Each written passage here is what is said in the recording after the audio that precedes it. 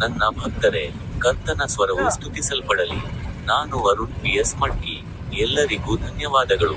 ಇಂದು April ತಿಂಗಳ 81ನೇ ದಿನ. ಇದು 2025ರ 4ನೇ ತಿಂಗಳು. ಇಂದು ಜಾರ್ಖಂಡ್ ರಾಜ್ಯದ ಲೋಹರ್ದಗಾ ಜಿಲ್ಲೆಯ ದಿಯೋದರಿಯಾ ಗ್ರಾಮದ ಕಾಡುಗಳಿಗೆ ನನ್ನ ಭೇಟಿಯ 5ನೇ ದಿನ. ಈ ಕಾಡುಗಳಲ್ಲಿ ಅಲೆದಾಡುವಾಗ ನನಗೆ ತುಂಬಾ ಚಳಿಯಾಯಿತು. ಅವರ ಒಂದು ಮಾತು ಬೈಬಲ್ ವಚನವನ್ನು ಆಧರಿಸಿದೆ. ಮೊದಲ ಥೆಸಲೋನಿಕದವರಿಗೆ 4ನೇ ವಚನ 14 ಹೀಗೆ ಹೇಳಿದೆ: ಯಾಕಂದರೆ ಯೇಸು ಸತ್ತು ಪುನರುತ್ಥಾನಗೊಂಡನೆಂದು ನಾವು ನಂಬಿದರೆ, ದೇವರು ಯೇಸುವಿನಲ್ಲಿ ನಿದ್ರಿಸಿದವರನ್ನು ಆತನೊಂದಿಗೆ ಕರೆತರುತ್ತಾನೆ. ನಿಮ್ಮೆಲ್ಲರಿಗೂ ಹೃತ್ಪೂರ್ವಕ ಶುಭಾಶಯಗಳು. ಈಗ ನನ್ನ ಯೂಟ್ಯೂಬ್ ಚಾನೆಲ್ನಲ್ಲಿರುವ ಸ್ಟಿಕ್ ಬಟನ್ ಅನ್ನು ಕ್ಲಿಕ್ ಮಾಡಲು ಮರೆಯಬೇಡಿ.